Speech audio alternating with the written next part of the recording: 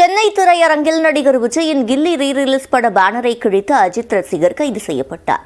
நடிகர் விஜயிடம் மன்னிப்பு கேட்டு வீடியோ ஒன்றையும் அந்த அஜித் ரசிகர் வெளியிட்டுள்ளார்.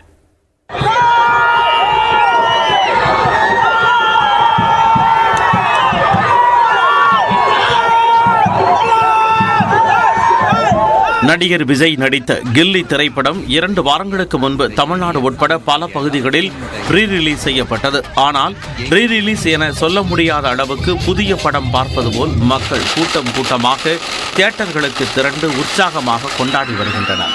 அத்துடன் பல கோடி ரூபாய் வசூல் ஈட்டியுள்ள கில்லி ரீரிலீஸ் பாக்ஸ் ஆபீஸிலும் கலக்கி வருகிறது. இந்த நிலையில்தான் மே 1 அஜித் பிறந்த நாளையொட்டி அவர் நடித்த தீனா திரைப்படம் ரீரிலீஸ் ஆனது. விடுமுறை தினத்தில் வெளியான தீனா படத்தை காண ரசிகர்கள் தியேட்டர்களுக்கு திரண்டனர். சென்னை காசி திரையரங்கில் தீனா படம் பார்க்க வந்த அஜித் ரசிகர்களில் ஒருவர் அங்கே ஏற்கனவே இருந்த கில்லி பட போஸ்டரை கிழித்தது சலசலப்பை ஏற்படுத்தியது.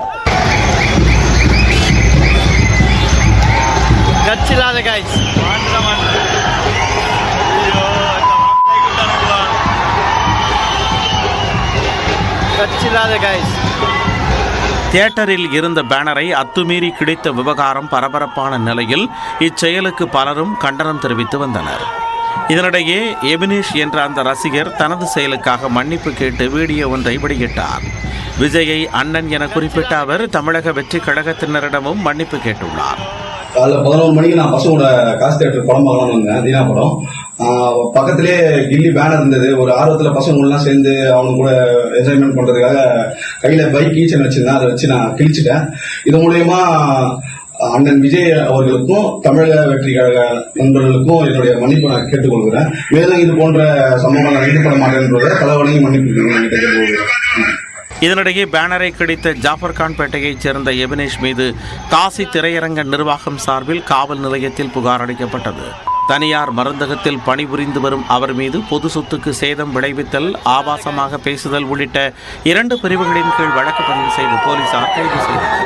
விஜய் அஜித் படங்கள் வெளியாகும் போது ரசிகர்களுக்குள் அவ்வப்போது மோதல்கள் உருவாவது காலமாக தொடர்ந்து வருகிறது.